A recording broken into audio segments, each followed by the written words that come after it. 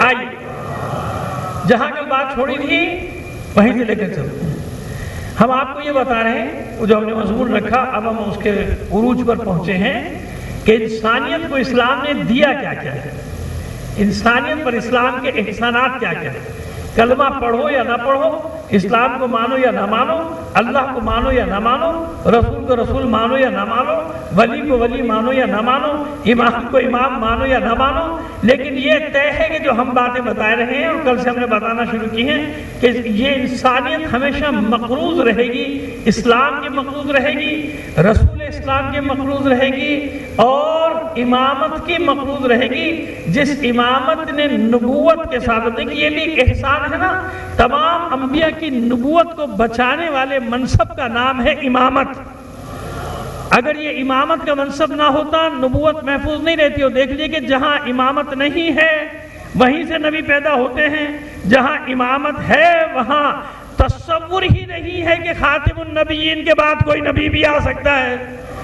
تصور کیوں نہیں ہے بھائی؟ تصور ہے ہی نہیں، اس لیے کہ جانتے کہ امام کے آنے کا مطلب یہ ہے کہ نبی کا کام ہے، رسول کا کام ہے، پیغمبر کا کام ہے دین لانا، امام کا کام ہے اس دین کی حفاظت کرنا اور لوگوں کو اس راستے پہ قائم رکھنا.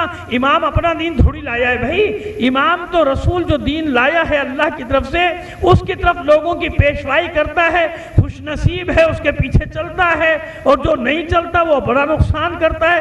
چلے یا نہ چلے، وَلِكُلِّ قَوْمٍ ہاد، ہر قوم کے درمیان میں ایک ہادی اللہ نے ضرور رکھا. اور یہ ہو نہیں سکتا کہ آج بھی قومیں ہوں اور ہادی نہ ہو، نہیں ہو سکتا نا. ایسا کیسے ہو سکتا ہے کہ جب پروردگار کا وعدہ ہے کہ میں نے ہر قوم کے لیے ایک ہادی رکھا ہے، یہ کیسے ہو سکتا ہے کہ قوم تو ہو اور ہادی نہ ہو؟ بس اس ہادی کو ڈھونڈنا ہے بھائی. اگر ہادی ہے تو پھر صفات کیسی ہونی چاہیے اس کی؟ یہ بھی تو پہلے طے ہو جائے کہ اگر ہادی ہوگا تو پھر صفات کیسی، ہادیوں والی صفات ہونی چاہیے نا. اسی لیے ایک شرط کیا رکھی گئی؟ معصوم ہونا چاہیے، خطا کا امکان ہی نہ ہو. اگر خطا کا امکان ہوا تو معلوم ہی نہیں ہوگا کہ کون سا فعل جب امام تھا انجام دے رہا تھا، کون سا فعل جب امام نہیں تھا انجام دے رہا تھا. یہی نبوت کی عصمت کے بھی ہم اسی لیے قائل، رسول کی عصمت کے لیے بھی اسی لیے قائل، پیغمبر کی عصمت کے بھی اسی لیے قائل کہ ان سے بھی معاذ اللہ گناہ تو دور کی بات، غلط کام تو دور کی بات، ترک اولا بھی اللہ کو گوارا نہیں ہے. کیوں؟ ہم نے آپ کو ہادی بنایا، رہنما بنایا، یعنی زندگی کے ہر شعبے میں آپ کا ہر فعل لوگوں کے لیے نمونہ عمل قرار پائے گا. اب آئیے کل جہاں چھوڑا تھا وہاں سے لے کے چلتے ہیں آپ کو. قربانی، کل میں نے بتایا تھا نا کہ دنیا کی کوئی قوم ایسی نہیں تھی، کوئی مذہب ایسا نہیں تھا جہاں انسانوں کی قربانی نہ دی جاتی ہو. دیوتاؤں کے چرنوں میں اسے قربان نہ چڑھایا جاتا ہو، یا عورت کو یا مرد کو یا بچے کو، جس کو بھی وہ حساب کتاب سے تھا، جس کو جو چاہیے، یا سزا کے طور پہ قربان کرتے تھے دیوتاؤں کے قدموں میں، اور یا پھر منتیں مانا کرتے تھے. اور ایسے بھی فرقے اب بھی ہیں بہت ہی کم تعداد میں کہ جو دیوتاؤں کو راضی کرنے کے لیے انسان کو مرنے کے بعد یا مارنے کے بعد پہاڑوں پہ رکھ دیتے تھے اور چیل، کوے اور گدھ انتظار میں رہتے تھے. اب بھی ہیں ایسے مگر بہت کم ہیں کہ وہ آ کے جناب ان انسانوں کو کھا جائیں. اس وقت یہ تھا عبادت. اچھا آج انصاف سے بتائیے، آپ کہیں گے ہے تو اب بھی ختم کا ہوا، میں بھی کہہ رہا ہوں نہیں ختم ہوا. سزائیں بھی ہیں، چوری چھپے اب بھی پڑوس میں ہمارے چوری چھپے. ستی کی رسم ہے. کیا ہے ستی کی رسم؟ کہ میاں مر گیا بیوی کو بھی جلا دو. بے شک کروڑوں میں کہیں ایک ہے مگر ہے تو صحیح نا، تو ختم کہاں ہوئی؟ یہی تو فرق ہے کہ کیا عبد المطلب نے پوری دنیا میں اس وقت یہ رسم عبادت کے طور پہ انجام دی جاتی تھی. عبد المطلب کے بعد اگر کہیں ہے تو جرم قرار دیا گیا ہے. اللہ یا رسول اللہ یا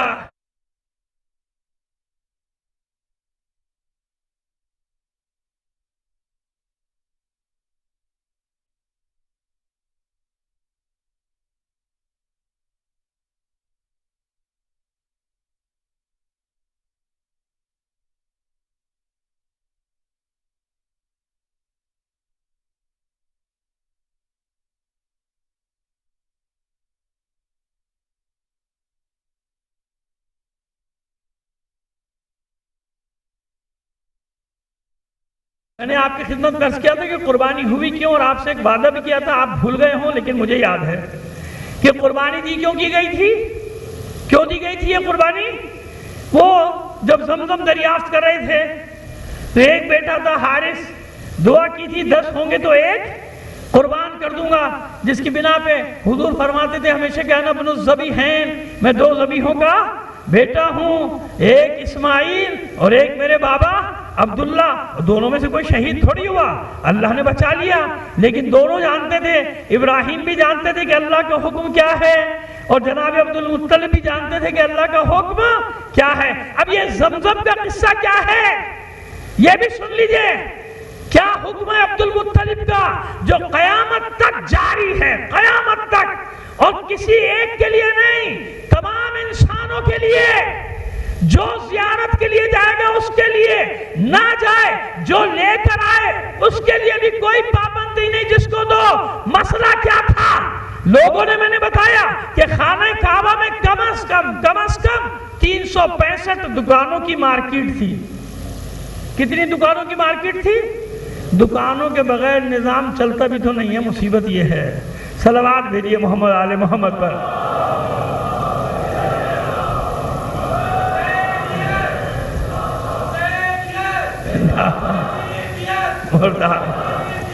مردار یا وہ بعض جگہ ہم نے دیکھا مسجد بنے نہ بنے، مسجد سے زیادہ زور ہوتا ہے دکانیں بن جائیں، مارکیٹ بن جائے، اور جواز بھی ہوتا ہے کہ بھئی سیدھی سی بات ہے، نظام چلے گا کیسے؟ مسجد کا نظام چلانا ہے، آخر بس خالی مسجد کہہ رہا ہوں اتنا ہی کافی ہے سمجھ جانے کے لیے، نماز وہ جو چلے گا کیسے نظام؟ تو خانہ کعبہ میں بھی نظام چلانے کے لیے، اب خانہ کعبہ کا کیا نظام چلانا ہے یہ تو مجھے پتا نہیں، سیدھی سی بات ہے کہ اپنا نظام معیشت چلانے کے لیے دکانوں کی ضرورت پڑ جاتی ہے، پڑتی ہے نا؟ تو خانہ کعبہ میں کتنی دکانوں کی مارکیٹ تھی؟ تاریخ ہے بھائی، میں نے لفظ بدلا ہے، بات تو وہی ہے، 365 دکانیں تھیں۔ باہر اتنی کمائی تھوڑی ہوگی، اللہ کے گھر میں جب دکان کھولے گے تو کتنی کمائی ہوگی؟ سب کو ادھر ہی آنا ہے، دن میں 5 بار آئیں گے، 3 بار آئیں گے تو صحیح نا، جمعے کے جمعے آئیں گے، عید کے عید آئیں گے تو صحیح، یہی آنا ہے، کہاں جائیں گے؟ زندہ ہوگا تو آئیں گے، مردہ ہوگا تو آئیں گے، یہی پہ آنا ہے، کہاں جانا ہے؟ لہذا سارے انتظام 365 دکانیں ہیں، کہاں؟ خانہ کعبہ میں۔ ہر ایک نے نئے قسم کا، اور مارکیٹنگ کے لیے گرگے بھی چھوڑتے تھے کہ جاؤ پبلسٹی کرو، یہاں پہ یہ ہوتا ہے، یہاں پہ یہ ہوتا ہے، یہاں یہ معجزہ ہوا، یہاں یہ معجزہ ہوا، اور ساری ڈرامے بازیاں مجمع اکٹھا کرنے کے لیے ہوتی تھی۔ سنیے، جب جناب عبد المطلب کو خواب آیا، کسی نے ساتھ نہیں دیا، اس میں فائدہ کیا ہے کل بتا چکا، نہیں وقت لیتا آپ کا، آخر کھودا، جب زمزم موقع تو نہیں تھا لیکن لگا دیجئے، لبیک یا حسین، لبیک یا حسین، لبیک، ہو گیا، بیٹھ جب موقع نہیں تھا ویسے ہی۔ صلوات بھیجیے محمد آل محمد پر۔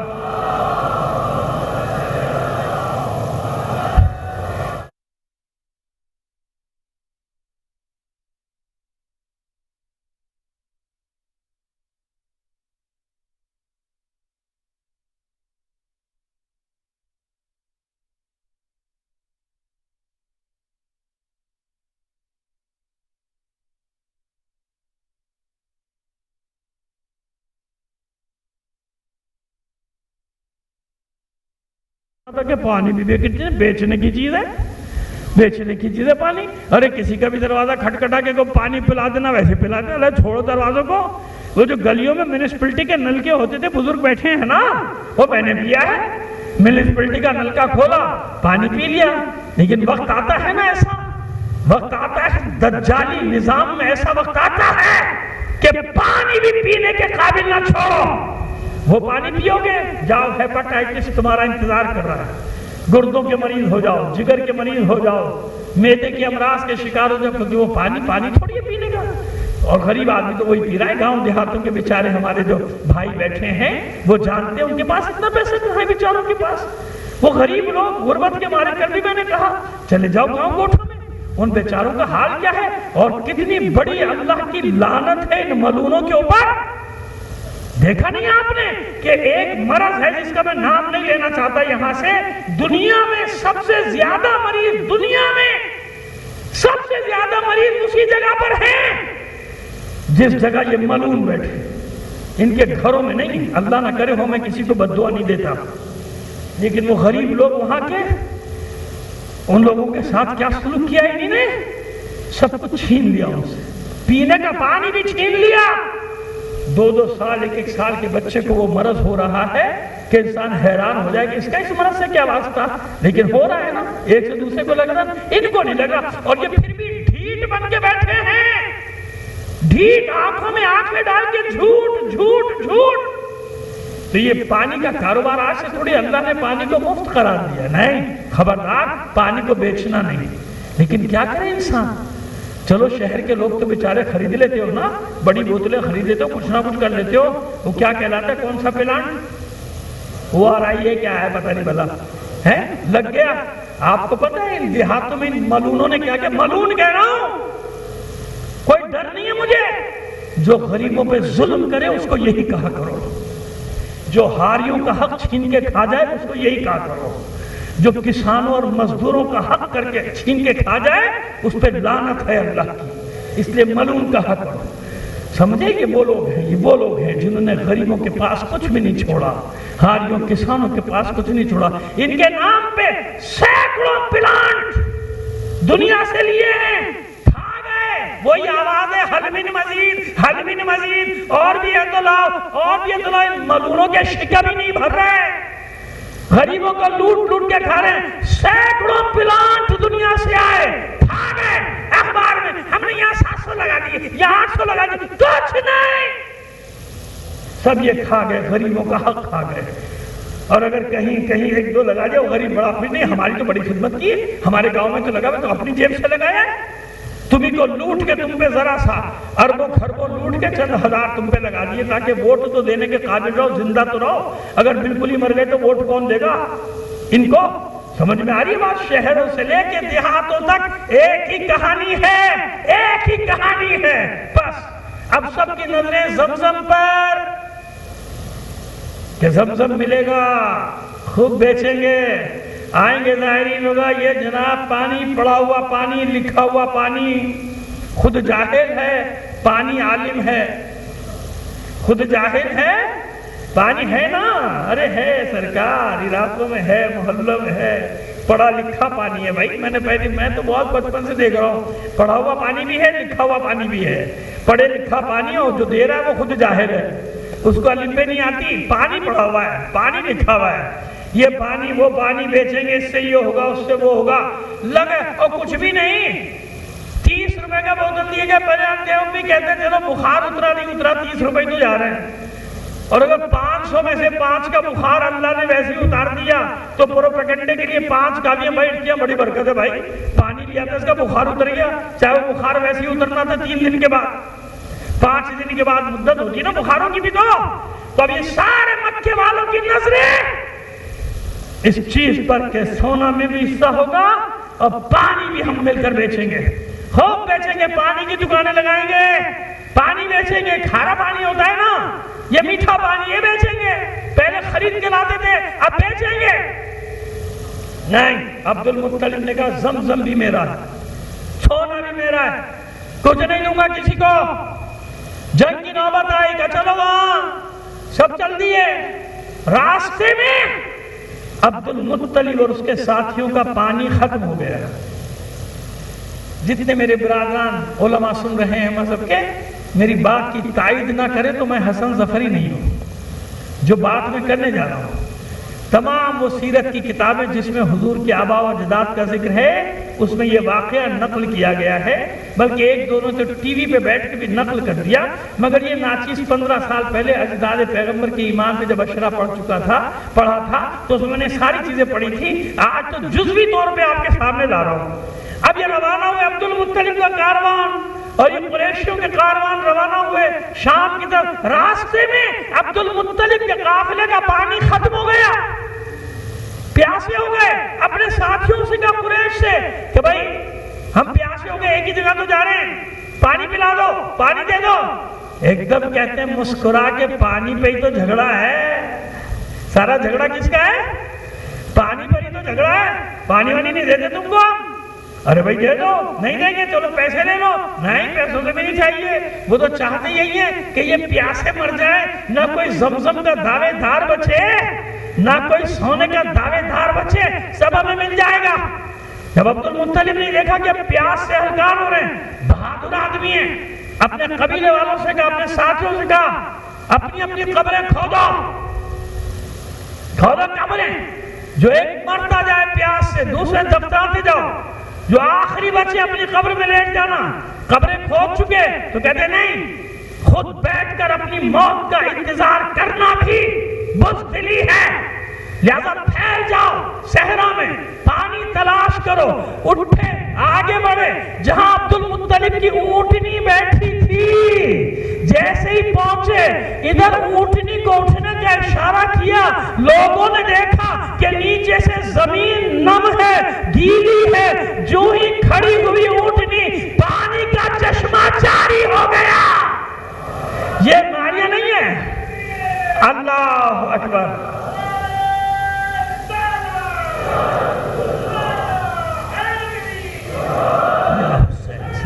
حسین اللہم صلی علی محمد محمد۔ یار سنیے، علی کے دادا کے فضائل پڑھ رہا ہوں، یہ سارے فضائل پلٹتے ہیں علی کی طرف، ابھی بتا دوں گا آپ کو کیسے پلٹتے ہیں، ابھی بتا دوں، لیکن یہ واقعہ پورا سن لیجئے۔ اونٹنی کھڑی ہوئی، چشمہ جاری، میٹھے پانی کا چشمہ، دوڑے لوگ اپنے مشکی سے بھر رہے ہیں۔ باقی قریش کے لوگوں نے، مخالف قبیلوں نے حسرت سے دیکھا، کچھ نے کہہ بھی دیا کہ فیصلہ تو ہو گیا، فیصلہ تو ہو گیا۔ عبد المطلب کے لیے، اس کے ساتھیوں کے لیے اللہ نے چشمہ جاری کر کے بتا دیا کہ زمزم اسی کا ہے، مگر ضدی لوگ مانتے کب ہیں؟ نہیں، اب حسرت سے دیکھ رہے ہیں۔ عبد المطلب نے مسکرا کے دیکھا، پریشان مت ہو، تمہارے پاس جو پانی ہے نا، یہ اس سے زیادہ میٹھا پانی، آؤ بھر لو، آؤ لے لو۔ اب سمجھ میں آیا، یہ عبد المطلب کی سنت ہے، سب اپنی اپنی سنتوں کا دفاع کر رہے ہیں۔ جن کے باپ دادا نے پانی بند کیا تھا، وہ ہر جگہ پانی بند کرتے رہے۔ علی کے دادا کے لیے چشمہ جاری ہوا، علی نے سب کو، عبد المطلب نے سب کو پانی کا حکم دیا۔ بالکل اسی طرح نے جب گھاٹ کو، شریعے کو ایک جنگ میں علی نے چھینا تھا واپس، کن سے؟ جنہوں نے گھاٹ پہ قبضہ کر کے کہا تھا کہ علی اور اس کے ساتھیوں پہ پانی بند ہے، ایک ہی حملے میں مالک اشتر نے گھاٹ پہ قبضہ کر لیا۔ اب جب وہ پریشان ہوئے کہ اب علی والوں کا قبضہ ہو گیا، ہمیں پانی کیسے ملے گا؟ علی نے حکم دیا کہ اللہ کا جاری کیا ہوا پانی ہے، مت گھبراؤ، تم بھی اسی طرح آ کے پیو جیسے ہمارے لوگ پی رہے۔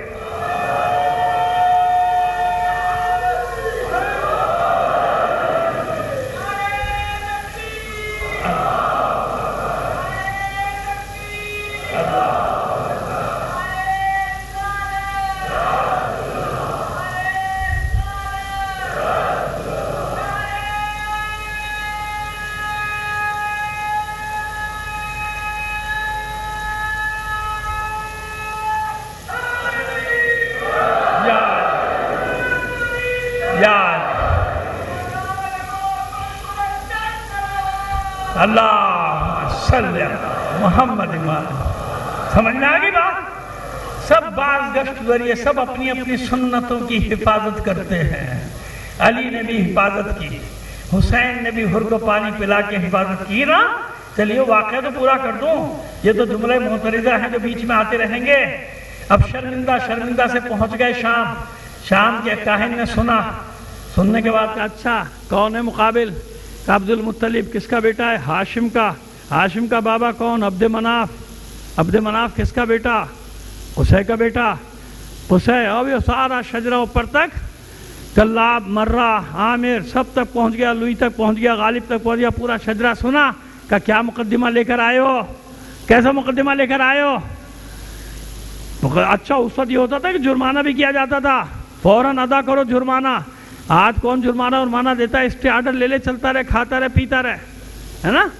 پلی بارگیننگ کر، 10 ارب کھائے تھے 2 ارب دے دے، اور پھر دوبارہ عہدے پہ آ جا، جو 2 ارب دیے تھے اس کے 20 ارب بنا کے واپس لے لے۔ کیا سسٹم ہے ہمارا، ہے کیسا زبردست سسٹم ہے۔ دنیا میں اتنا خوبصورت اور حسین سسٹم نہیں ہے کہ لوٹنے والوں کو جب پکڑا جائے تو کہتے ہم نے تو کچھ کیا ہی نہیں، ہمارے بچوں کا ہے سب کچھ۔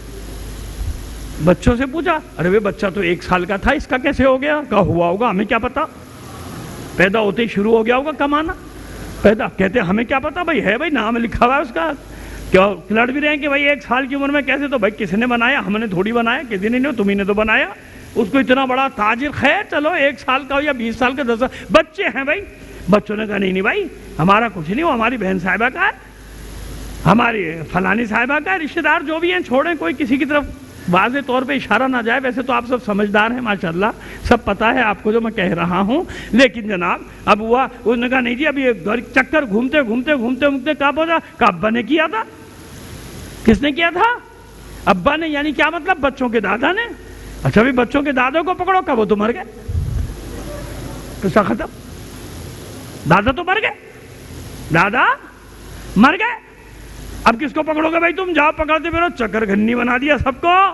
لیکن اتنے بے غیرت لوگ ہیں کہ لوگ اپنے باپ دادا کے نام پہ آنچ نہیں آنے دیتے، ان کے عیب بھی ہو تو چھپاتے کہ نہیں ہمارے باپ دادا ایسے نہیں تھے۔ یہ ایسے بے غیرت لوگ ہیں کہ اپنے مرے ہوئے باپ دادا کو چور بنا رہے ہیں، اپنے آپ کو بچانے کے لیے اپنے مرے ہوئے کو چور بنا دیتے ہیں۔ خدا اس عبرتناک انجام سے بچائے۔ یہی عبرت بہت ہے دنیا میں کہ کوئی اپنے بچوں کو چور بنا رہا ہے، کوئی اپنے باپ کو چور بنا رہا ہے، کوئی اپنے دادا کو چور بنا رہا ہے۔ صلوات بھیجیے محمد و آل محمد پر۔ ہے ایسا؟ اس نے کہا فیصلہ دیا، بس یہی مالک ہے، سونا بھی اسی کا ہے، زمزم بھی اسی کا ہے، اور جاؤ واپس۔ پتہ نہیں کتنے 100 اونٹ بھی رکھ دیے، یہ جرمانہ بھی دو اس کو، یہ جرمانہ بھی عبد المطلب کو دینا، 70 اونٹ یا 700 اونٹ جو بھی تھے، بہرحال میں تعداد کی بحث پہ نہیں جاتا، یہ جرمانہ بھی دو، یہ تم پر جرمانہ ہے۔ کیوں جھوٹا مقدمہ لے کر منہ لٹکائے واپس آ گئے، اونٹ بھی لے لیے۔ عبد المطلب نے اونٹ بھی لیا، چھوڑا نہیں۔ اب آپ کہیں گے کیسے؟ عبد المطلب علی کا دادا ہے، حضور کا دادا ہے، سونا بھی رکھ لیا، زمزم بھی رکھ لیا، اونٹ بھی لے لیے۔ اب دیکھیں نا چاہتے کیا ہیں عبد المطلب؟ یہ جو اونٹ ملے نا، ان اونٹوں کو تو قربان کروائے، وہ قربان کرو، مکے کے غریبوں کی دعوت کرو۔ ہاں کم سے کم ان سرمایہ داروں سے مال تو نکلے، اس مال کا کوئی فائدہ نہیں نکالنے کا جس کا غریبوں کو فائدہ نہ پہنچے۔ بتایا عبد المطلب نے اگر ان سرمایہ داروں سے مال لو تو نتیجہ غریبوں کو ملنا چاہیے، کہ میرا کچھ نہیں، نہر کرو اونٹوں کو، ان کا سالن پکاؤ، گوشت پکاؤ، جتنے غربا فقیر ہیں اتنے دن تک عبد المطلب کی دعوت اڑاتے رہے، دعا دیتے رہے عبد المطلب کو، اللہ کرے 2-4 کیس ایسے اور ریکور ہو جائیں۔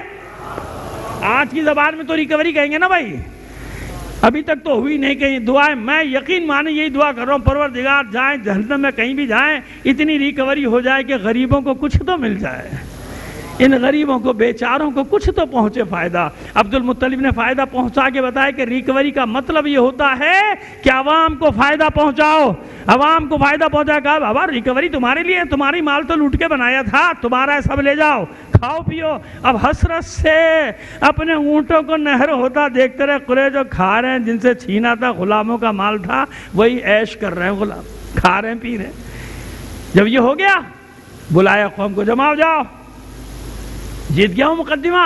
ہاں بھائی جیت گئے ہو، میرا ہے زمزم، میرا یہ سونا، سنیے اب تاریخی بات، میرا ہے سونا، ہاں آپ کا سونا ہے بھائی، سارا سونا میرا ہے، سب سونا آپ کا، تو سونا یہ سونا میرا نہیں ہے، یہ سونا میرا نہیں ہے، چڑھانے والوں نے اسے کعبے پر چڑھایا تھا، تیرے خرچے کے لیے نہیں چڑھایا تھا، نہیں سمجھے؟ سمجھ گئے تو بڑی اچھی بات ہے، نہیں سمجھے جب بھی اچھی بات ہے۔ صلوات بھیجیے محمد آل محمد پر۔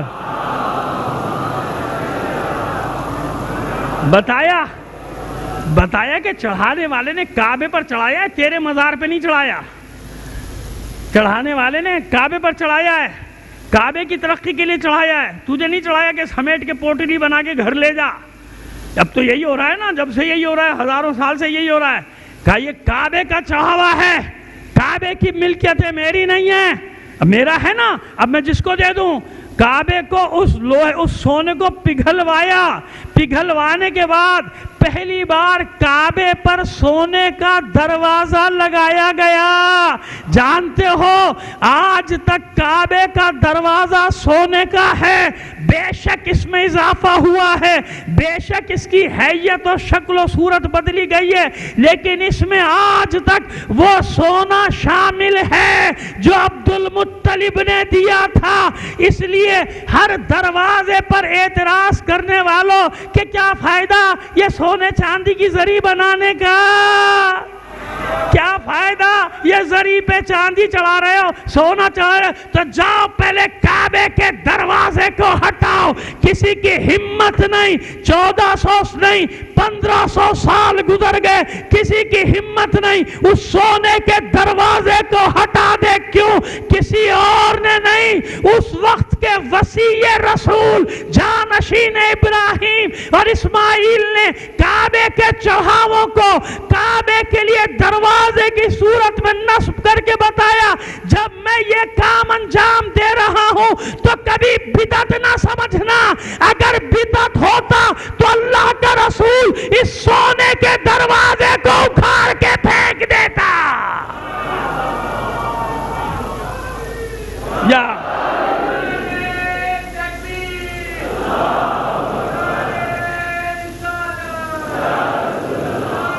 سلام اللہ علیہ الحسین۔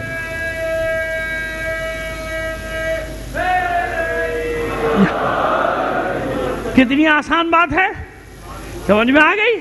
اگر یہ بدعت ہوتا تو اللہ کا حبیب اس کو اکھاڑ کر پھینک دیتا نا، بتا دیا نہیں، لیکن یہ بھی بتا دیا کہ جس چیز پر چڑھایا جا رہا ہے اسی کی ترقی کے لیے استعمال ہوگا، اپنے گھر اٹھا کے نہ لے جانا۔ اب میں کیا بتاؤں، اپنی بلڈنگیں بن گئیں، اپنے گھر بن گئے، جس کو بنانا ہے وہ نہیں بن رہا، جس کو بنانا ہے وہ نہیں بن رہا، چھوڑیے، ناراض ہو جاتے ہیں لوگ، اتنی اشارہ کافی ہے بس، ایسا نہیں ہوتا۔ اب آئیے زمزم کی بات، حیران ہو گئے لوگ، ہم اس سونے پر لڑ رہے تھے، عبد المطلب نے ایسے قدم سارا دے دیا، لے جاؤ دروازہ بناؤ، یہ کعبے کا ہے، میرا تھوڑی ہے، تمہارا تھوڑی ہے، چڑھانے والوں نے کعبے پر چڑھایا ہے، لہذا کعبے کی ملکیت ہے، کعبے کی ترقی میں خرچ ہوگا، کعبے کے حسن میں خرچ ہوگا، اور نہیں تو اس سے زیادہ ہوگا، حاجیوں کے لیے خرچ ہوگا، زائرین کے لیے خرچ ہوگا، انہیں کھلایا جائے گا، انہیں پلایا جائے گا۔ سنیے کہ سونے کا فیصلہ ہو گیا، زمزم بتاؤ کس کا ہے زمزم؟ سب نے سر جھکا کے کہا آپ کا ہے، آپ کا۔ اور اب پریشان بھی ہو رہے ہیں کہ اکیلے عبد المطلب کی دکان چلے گی، کاروبار چلے گا، ہمارا تو کچھ بھی نہیں چلے گا، کیونکہ جو سنے گا زمزم تو ساری ادھر ہی جائیں گے نا دوڑ دوڑ کے، ہمارا 8 آنے کا کوئی نہیں خریدے گا گلاس پانی کا، اور اس کا تو 20 روپے میں بک جائے گا بھائی، کیونکہ زمزم ہے، لوگوں کو پتا تو ہے نا زمزم کیا تھا، ہے نا۔ اب یہ تو اپنے ذہن کے حساب سے ہر کوئی سوچتا ہے نا، تو وہ اپنے حساب سے سوچ رہے ہیں کہ یہ تو بڑا مشکل ہو گیا، یہ تو سارا یہی لے جائیں گے عبد المطلب، ہمارے پاس تو کچھ بھی نہیں۔ کہا سنا، میں عبد المطلب ہاشم کا بیٹا، زمزم میرا ہے نا، اقرار کرتے کہ ہاں آپ کا ہے زمزم، ہم اقرار کرتے کہ سنو، میں آج سے قیامت تک کے لیے اس زمزم کو سقایت الحاج قرار دیتا ہوں، قیامت تک یہ بکے گا نہیں، جو بھی زائر آئے گا جہاں سے بھی آئے گا یہ زمزم اس کے لیے ہے، لے جانا چاہتا ہے لے کے چلا جائے، باہر جا کے جس کو پلانا چاہتا ہے پلا دے، یہ سب کی ملکیت ہے، میری نہیں۔ تو بتا دیا عبد المطلب نے قیامت تک کے لیے کہ یہ پانی بیچنے کے لیے نہیں ہوتا، اللہ کے بندوں کو سیراب کرنے کے لیے ہوتا ہے۔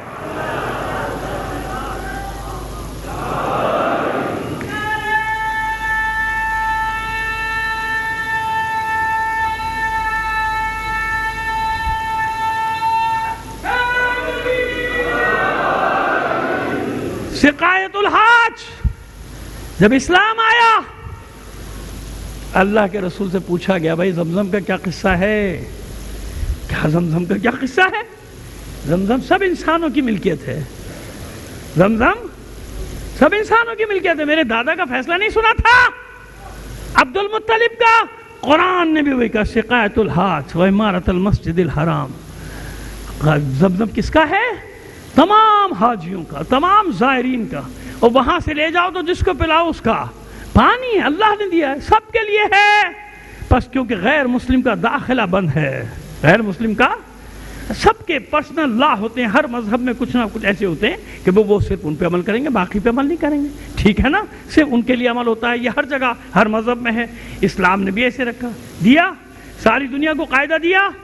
اب آ جائیے آخری بات، شروع آج کروں گا، ختم نہیں کر سکتا لیکن تمہید باندھ دو۔ غلام کنیز کا کیا قصہ ہے؟ غلاموں اور کنیزوں کا قصہ یہ تھا کہ بھیڑ بکریوں سے زیادہ ان کی کوئی اہمیت نہیں تھی غلاموں کو۔ اسی لیے آپ جانتے ہیں نا کہ جناب بلال حبشی پر کیسا کیسا ظلم کیا جاتا تھا اسلام قبول کرنے کی بنا پہ۔ گرم پتھر کی سل پہ لٹا دیا جاتا تھا، گرم سلاخوں سے داغا جاتا تھا، مارا جاتا تھا۔ اور جناب عمار کے والد جناب یاسر اور جناب عمار کی والدہ وہ پہلے شہید، جنہیں بے دردی سے شہید کیا گیا تھا۔ جناب عمار کی والدہ اور جناب عمار کے والد کو ظلم کیا جاتا تھا۔ مگر میں بات کر رہا ہوں غلاموں کی، غلاموں کا تو کوئی اختیار ہی نہیں تھا۔ اچھا بھائی، جب اسلام آیا تو اسلام نے غلاموں کو ریلیف دیا۔ کیا ریلیف دیا؟ ثواب قرار دیا۔ ایک غلام آزاد کر دے اتنا ثواب، غلام کو یہ حق دے دے اتنا ثواب۔ غلام انسان ہے، کنیزیں انسان ہیں، خبردار ان کی مرضی کے بغیر ان کو بیچنا نہیں۔ آپ کو معلوم ہے کہ غلام اور کنیزیں جب بازار میں لائے جاتے تھے ان کی مرضی کے بغیر بیچ نہیں سکتے، یعنی جس مالک کو وہ پسند کریں اس کے ہاتھ فروخت کیا جا سکتا تھا، قانون دیا اسلام نے۔ لیکن سوال ہمیشہ لوگ یہ کرتے ہیں کہ بھئی سب کچھ ہے، رحم کیا، ترس کھایا غلاموں پہ، غلامی کا سسٹم ختم تو نہیں کیا۔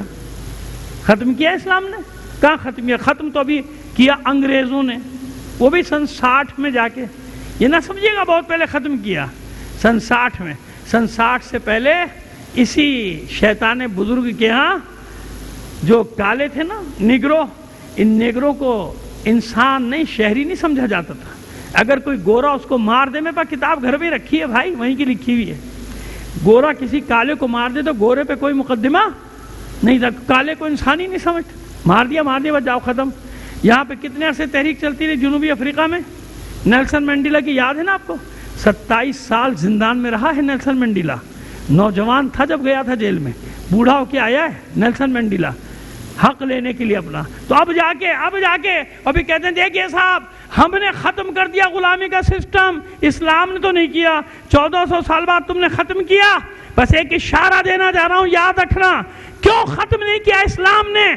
پہلے حق سنو، میرے مولا علی، مولا عارفان علی ابن ابی طالب علیہ الصلوۃ والسلام، صلوات بھیجیے محمد آل محمد پر۔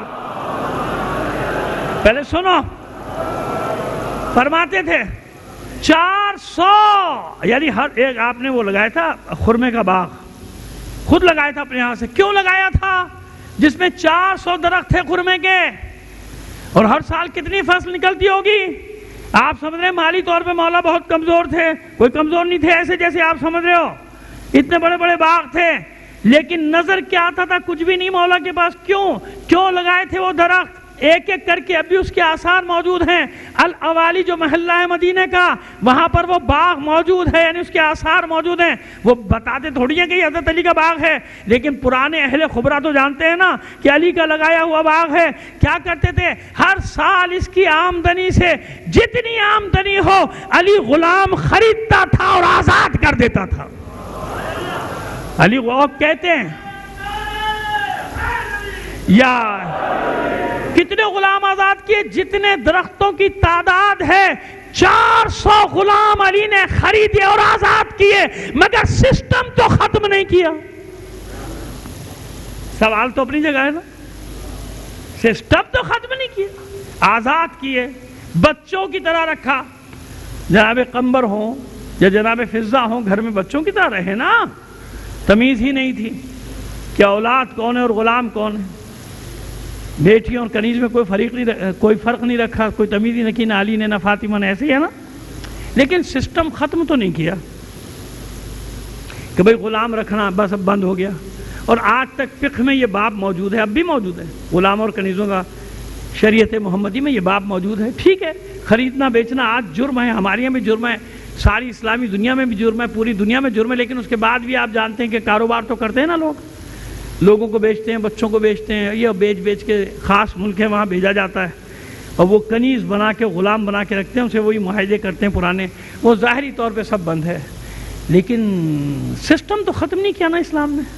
سسٹم ختم کرنے کے دعوے دار یہ بیٹھے ہیں آج 1400 سال بعد، جنہوں نے کاغذوں میں بند کر دیا. اب لیکن طریقہ کیا اختیار کیا؟ یہ انسان کو، سنگل انسان کو خریدنا بیچنا تو بظاہر بند کر دیا، پوری قوموں کو غلام بنانے کا طریقہ ایجاد کیا. کہ غلام کے چکر میں کیوں پڑے ہو، 2 غلام کے چکر میں کیوں پڑے ہو، 22 کروڑ کو غلام کیوں نہ بنایا جائے، 10 کروڑ کو غلام کیوں نہ بنایا جائے، 1 ارب کو کیوں نہ غلام بنایا جائے. سمجھ میں آ رہی ہے بات؟ لہذا ایسے طریقے ایجاد کیے کہ پوری قوموں کو جکڑ لو قرضے دے کے. پہلے بھی غلام ایسے ہی خریدے جاتے تھے، قرضے دیے جاتے تھے، بے بس ہو جاتا تھا، نہیں رہتا تھا. آج بھی افریقہ میں ایسے خاندان ہیں جو 2 وقت کی روٹی کے عوض غلامی میں چلے جاتے ہیں. کہتے بس ہمیں 2 وقت کا کھانا دے دینا، ہم تمہاری خدمت کریں گے، تمہارے گھر میں رہیں گے، ہمیں اور ہمارے بچوں کو 2 وقت کی روٹی دے دینا بس. سمجھ میں آ رہی ہے ہماری بات؟ تو یہ ہوتا تھا. ختم نہیں کیا سسٹم، کبھی بھی نہیں ختم ہوا. لیکن پھر بھی وہی بات کہ کاغذ میں انہی نے ختم تو کر دیا، UN کے چارٹر میں تو ختم کر دیا، انسانوں کو بیچنے اور خریدنا. بھائی اسلام نے تو ختم نہیں کیا. کیوں نہیں ختم کیا؟ بس آخری جملے پھر مسائل پر آتا ہوں، مختصر سا جواب دیتا ہوں، تفصیل بعد میں. سنو، معاشرے میں لاکھوں کی تعداد میں غلام اور کنیزیں تھے. ایسا بھی تھا کہ ایک آدمی کے پاس 100 200 غلام اور کنیزیں تھے.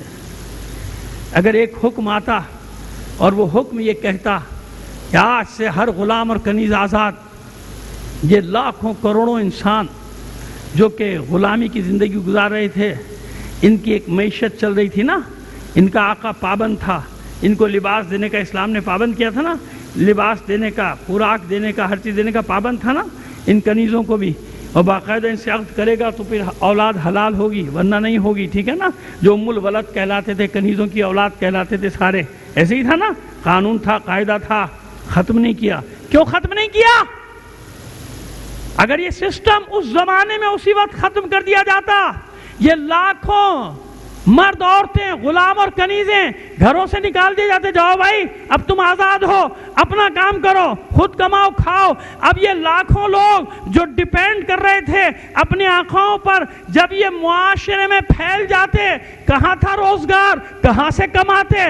کہاں سے کھاتے؟ لہذا اللہ، اس کا رسول اور اس کا ولی جانتا ہے کہ آہستہ آہستہ زمانہ آئے گا جب لوگ اس سسٹم کو ختم کریں گے.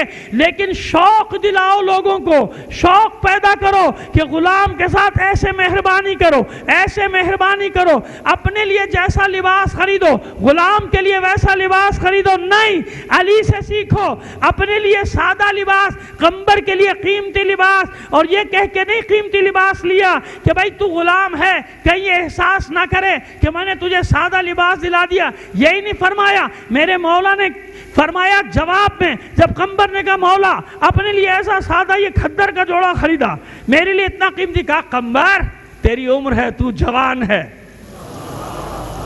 کیا فرمایا؟ تیری عمر ہے، تو جوان سال ہے، تجھ پر یہ لباس زیب دیتا ہے. میں اب سن و سال کے اس حصے میں ہوں کہ میرے لیے سادہ لباس ٹھیک. کتنا دل بڑھ گیا اس غلام کا، تشویق دلائی، شوق دلایا. اس پہ تفصیل سے بعد میں جاؤں گے، اس کو اب گھڑی پہ نظر پڑ گئی میری، لیکن ابھی یہاں تک رکھیے. زمانے کی بات ہے، زمان و مکان کی بات ہے. یہ سارے کے سارے لاکھوں چھوڑ دیے جائیں، کہاں جائیں گے بھائی؟ بے روزگاری کس طرح پھیلے گی؟ پہلے جو مسلمان ہوتا تھا کھانے کو نہیں ہوتا تھا اس زمانے میں، اصحاب صفہ کا چبوترا گواہ ہے، وہاں یہ بیچارے آ کے پڑ جاتے تھے، مدینے کے لوگ اپنے اپنے گھر سے دو دو نوالے بچا بچا کے کھانے سے جمع کر کے لاتے تھے، ان لوگوں کو کھلاتے تھے۔ اب یہ لاکھوں قریدے اور مسلمان جب ایک دم آزاد ہو جاتے، کہاں جاتے، کیا کرتے، کس جگہ کماتے، کون ان کو نوکریاں دیتا؟ لہذا آہستہ آہستہ لے کر چلا اسلام کہ ایک زمانہ آئے گا کہ جب لوگوں کے درمیان یہ بڑا جرم بن جائے گا، لیکن اگر ابھی ایک دم سے ختم کر دیا معاشرے میں افراتفری پھیل جائے گی، جرائم میں اضافہ ہو جائے گا۔ لہذا شوق پیدا کرتا رہا غلاموں اور کنیزوں کے بارے میں۔ سسٹم ختم کرنے کا زمانہ کب آئے گا؟ جب آنے والا آئے گا۔ صلوات بھیج دیجئے محمد آل محمد پر۔ آئی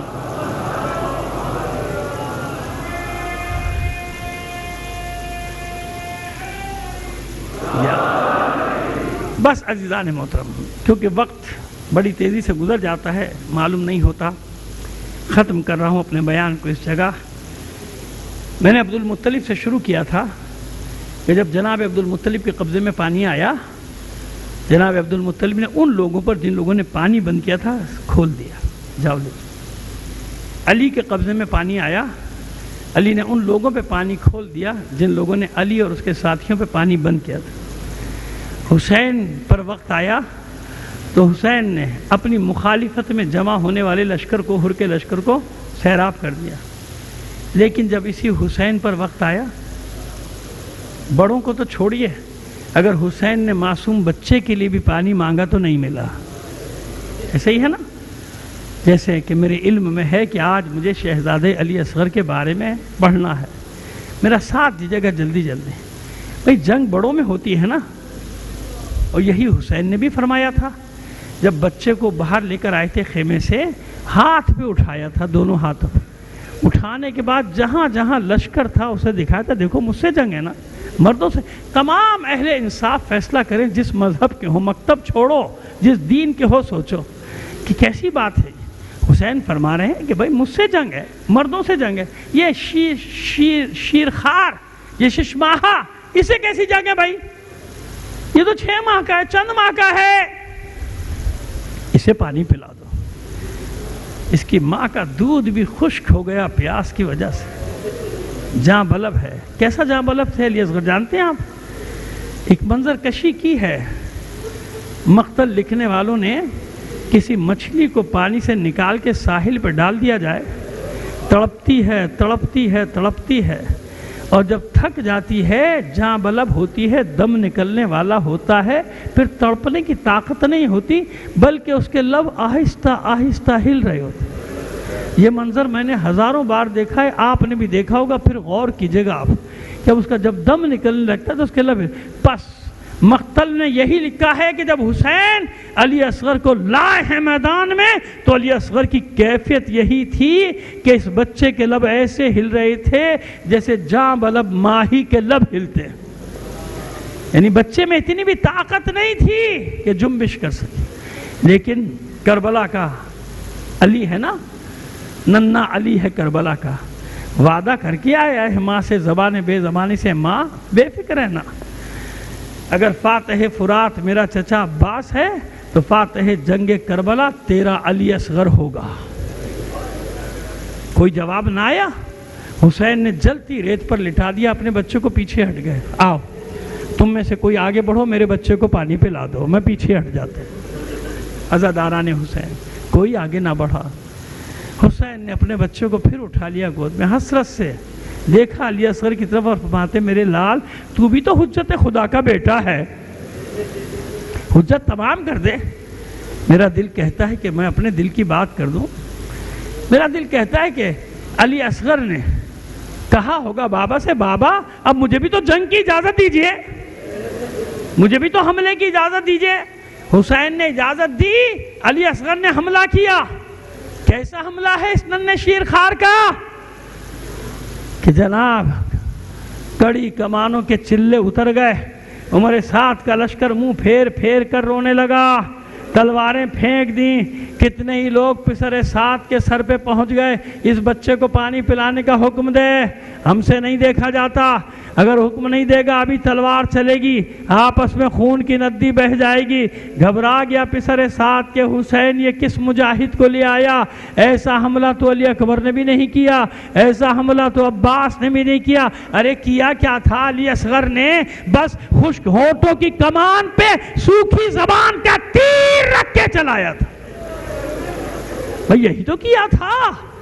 لیکن ذرا سی حرکت نے کیا کیا؟ لشکر کو شکست سے دو چار کر دیا۔ گھبرا کے پسر سعد نے آواز دی، ہرملا جل دیا، اقطع کلام الحسین، حسین کے کلام کو قطع کر دے۔ اور اس ظالم حسین نے یہی تو، پسر سعد نے یہی تو کہا تھا حسین کے کلام کو قطع کر دے، یہ تو نہیں کہا تھا کہ علی اصغر کے گلے پر تیر لگا دے، یہ تو نہیں کہا تھا۔ پس میرا دل کہتا ہے کہ نشانہ لیا تھا ہرملا نے حسین کی گردن کا، مگر ابھی حسین کا آخری مجاہد زندہ ہے۔ علی اصغر نے تیر پر نگاہیں جما دی، جو ہی تیر چلا علی اصغر ہوشیار ہوئے، جیسے ہی قریب آیا ہمت کر علی اصغر نے اپنی گردن کو تیر کے سامنے کر دیا۔ ادھر تیر علی اصغر کی گردن پہ لگا، گردن کو چھیدتا ہوا حسین کے بازو میں پیوست ہو گیا۔ یہ علی اصغر کی گردن کا کمال ہے کہ اپنی گردن پہ تیر کو لے کر تیر کے زاویے کو موڑ دیا۔ پس علی اصغر کی ننھی سی گردن ڈھلک گئی۔ کس طرف ڈھلکی؟ ادھر تیر لگا، دائیں طرف گردن ڈھلکی گاہ کی طرف۔ جانتے ہیں کیوں؟ ارے ڈھلی کی نہیں، بلکہ علی اصغر نے خود کروٹ لے کے خیمے کی طرف دیکھا۔ کیوں؟ در خیمہ سے دکھیاری ماں دیکھ رہی، ام رباب اپنے بچے کی جنگ دیکھ رہی ہے۔ یہی ہے وہ ابدی مسکراہٹ علی اصغر کی۔ علی اصغر نے ماں کو دیکھا، لبوں پہ مسکراہٹ پھیل گئی، جیسے کہہ رہے ہیں اماں راضی ہو گئی، دیکھ لیا نا میں نے اپنے بابا کا کیسے دفاع کیا ہے۔ پہلے تیر مجھے لگا ہے، بعد میں بابا کے بازو پر میں نے ساری منزلیں ختم کی، بیچ سے آپ کو آخر میں لے کر آیا۔ ایک ہی فرد ہے کربلا میں جسے حسین نے دفن کیا، پشت خیمہ پہ جس کی قبر بنائی۔ کیوں بنائی؟ معلوم ہے حسین کو کہ تمام شہداء کے سر قلم کیے جائیں گے، نیزوں پہ بلند کیے جائیں گے، کہیں میرے ننھے علی اصغر کا گلا بھی نہ کاٹ دیا جائے۔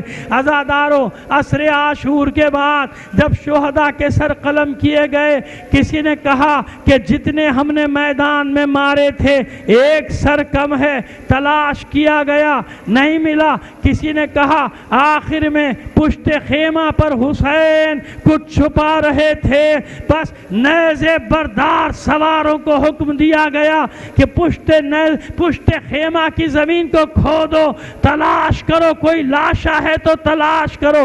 بس عزاداروں، گھوڑے دوڑنا شروع ہوئے، نیزوں سے زمین کھودتے جاتے ہیں۔ ماں کا کلیجہ حلق میں آ گیا، معبود میرے علی اصغر کی خیر ہو۔ لیکن علی اصغر کی تمنا تو یہ ہے کہ مادر گرامی یہ دعا نہ کرو، تیرے علی اصغر کو گوارا نہیں کہ تمام شہداء کے سر تو نیزوں پر ہو، اور جو فاتح کربلا ہو اسی کا سر نیزے پہ نہ ہو۔ پس علی اصغر کی تمنا پوری ہوئی، ایک ملعون کا نیزہ زمین میں گیا۔ اب جو واپس آیا تو نو کے سینہ پر معصوم علی اصغر ام رباب کا کلیجہ۔ یا حسین